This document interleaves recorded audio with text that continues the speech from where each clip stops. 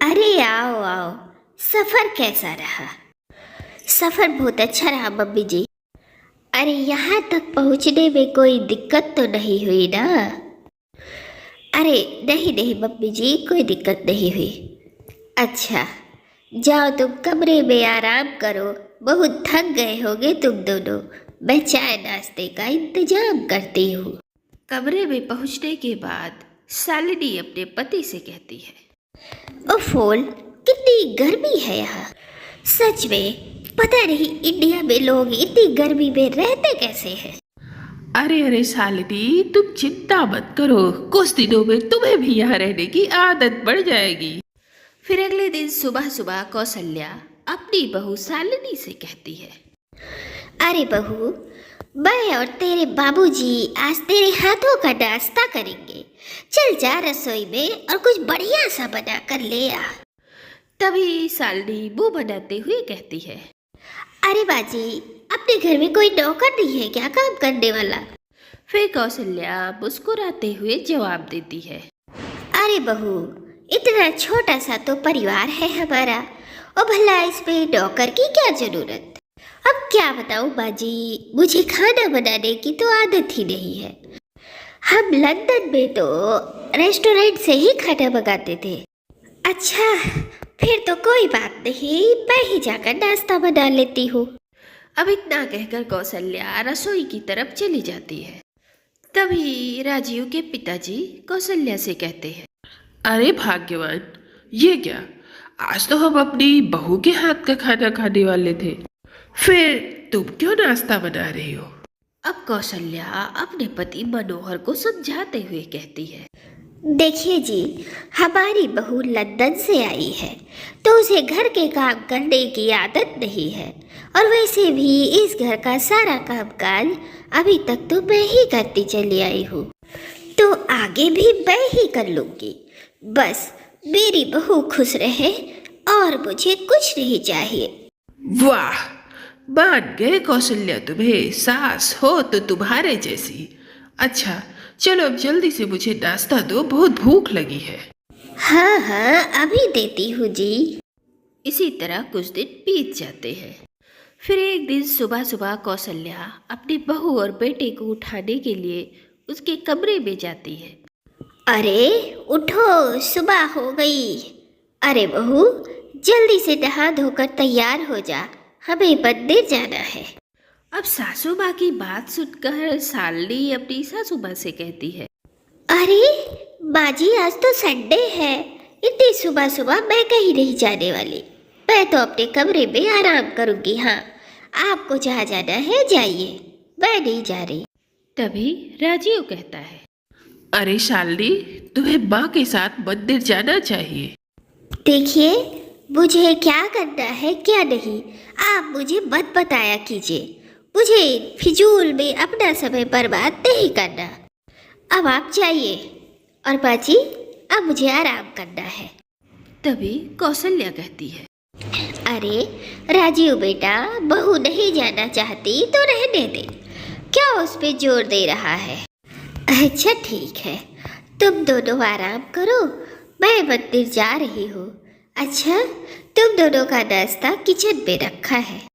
अब इतना कहकर कौशल्या सुबह सुबह मंदिर के लिए निकल जाती है। फिर कुछ दिनों बाद मोहल्ले की सभी औरतें कौशल्या की बहू को देखने के लिए आती है। अरे कौशल्या, हम सब तुम्हारी बहू को देखने आए हैं। अरे जरा अपनी बहू को तो बुलाओ। अब कौशल्या बहू को आवाज लगाती है। तभी कमरे से शालिनी निकल कर आती है। अरे बहू, कैसी हो? क्या नाम है तुम्हारा? जी शालिनी। बड़ा अच्छा नाम है। अच्छा, कहाँ तक पढ़ी हो?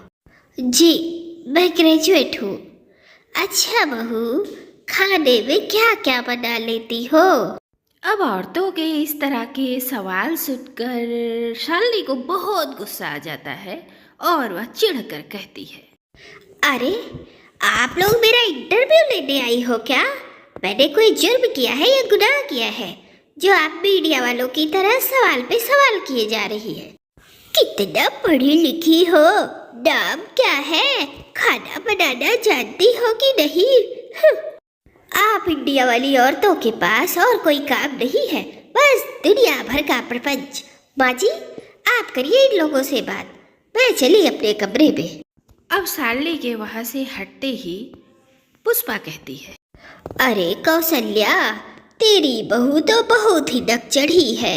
4 दिन लंदन क्या रह कर आई, इसके तो पर ही निकल आए। अरे ये तो तमीज से बात भी करना नहीं जानती। अरे पुष्पा बहन, ये बात तो तुमने बिल्कुल सही कही। भला हमारी बहुओं की इतनी हिम्मत कहाँ है कि वो इस तरह से जवाब दे सके। सच में कौशल्या, भगवान जाने आगे तेरा क्या होगा। जो होगा अच्छा ही होगा। अब भगवान के लिए तुम लोग उस चीज की चिंता मत करो। अरे मेरी बहू लंदन में रहकर आई है, इसलिए उसको इन सब चीजों की आदत नहीं है। अरे यहाँ रहकर धीरे धीरे सब सीख जाएगी। और वैसे भी वो मेरी बहू है, जैसी भी है मेरी है, और उससे मुझे कोई तकलीफ नहीं है।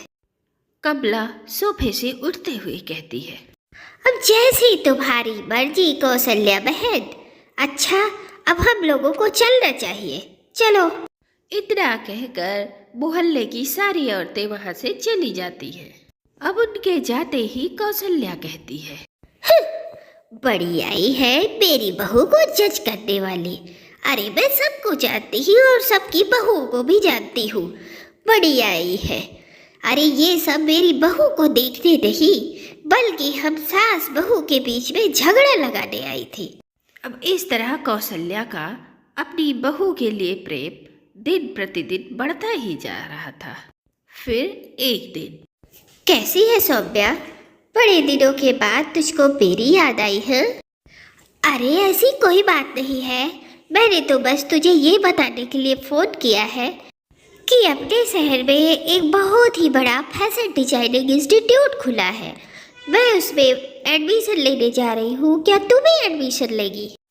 अरे वाह, तूने तो बहुत अच्छी खबर दी। अरे मैं तो कब से फैशन डिजाइनिंग का कोर्स करना चाहती थी। अच्छा, आज ही मैं अपने पति से बात करके तुझको बताती हूँ। चल चल, अब फोन रखती हूँ, बाय। फिर अगले दिन, सुनिए जी, हमारे शहर में फैशन डिजाइनर का एक बहुत बड़ा इंस्टीट्यूट खुला है। मेरी सहेली सौम्या उस पर एडमिशन ले रही है, मुझे भी एडमिशन लेना है। आप मेरा एडमिशन करा दीजिए ना। अरे तुम तो जानती हो हम अभी अभी इंडिया शिफ्ट हुए हैं, कितने खर्चे हुए हैं। अभी हाथ जरा टाइट है, अभी हम नहीं कर सकते। हाँ, कुछ महीनों के बाद मैं इंतजाम कर दूंगा, अभी कुछ दिन रुक जाओ। हाँ, तब तो बहुत देर हो जाएगी। लगता है मेरा ये साल भी बर्बाद हो जाएगा। तब तो मुझे अगले ही साल एडमिशन लेना पड़ेगा। अब पैसे का काम तो पैसा ही करेगा, जो कि अभी हमारे पास है नहीं। फिलहाल अभी तो मैं ऑफिस जा रहा हूँ, शाम को हम कहीं घूमने चलेंगे और तुम्हारा मूड भी फ्रेश हो जाएगा। अब अपना बैग लेकर राजीव ऑफिस के लिए निकल जाता है। राजीव के ऑफिस जाने के बाद, हेलो पापा जी, मुझे पैसों की सख्त जरूरत है, क्या आप कल पैसे भेज सकते हैं? अरे सालिनी बेटा, तू तो अच्छे से जानती है हम खेती बाड़ी करने वाले लोग हैं। पिछले महीने तेरी माँ के इलाज में काफी पैसे खर्च हो गए हैं। 2-3 महीने रुक जा, उसके बाद मैं तुझे पैसे भेज सकता हूँ, है बेटा। अब साली समझ जाती है कि उसके पिताजी के पास भी पैसे नहीं है, और इस तरह सालनी फोन रख देती है और उसका एडमिशन न हो पाने की वजह से सालनी उदास रहने लगी। ऐसे ही कुछ दिन बीत जाते हैं। फिर अगले दिन सुबह, अरे बहू, जरा बाहर तो आना। अब सालनी कमरे से बाहर आती है। बताइए माँ जी, कोई काम है क्या? मैं अभी कर देती हूँ। हाँ बहू, काम तो है, जरा ये मेरा फॉर्म तो भर दे। सालनी अपने सासू माँ के हाथों से वो फॉर्म ले लेती है। अब उस फॉर्म को देखकर सालनी के चेहरे पे खुशी आ जाती है। अरे माँ जी, ये तो फैशन डिजाइनिंग इंस्टीट्यूट का एडमिशन फॉर्म है। मैं तो यहाँ एडमिशन लेना चाहती थी, पर पैसे न होने की वजह से मैं एडमिशन नहीं ले पाई। बाजी, आप ये फॉर्म किसके लिए लेकर आई है? अरे हाँ बहू, ये फॉर्म मैं तेरे लिए लेकर आई हूँ। और बस इतना ही नहीं, अरे मैंने तो तेरा वहाँ एडमिशन भी करवा दिया है, सारे पैसे भी जमा कर दिए हैं। बस अब जल्दी से तू ये फॉर्म भर दे और मैं इसको वहाँ पर जमा कराऊँ। अब अपनी सास की ये दयालुता देखकर शालिनी की आंखें नम हो जाती है और वह दौड़कर अपनी सासू माँ के गले लग जाती है। बाजी, आप कितनी अच्छी है, आपने मेरा एडमिशन वहाँ करवा दिया, मुझे तो पता भी नहीं चला।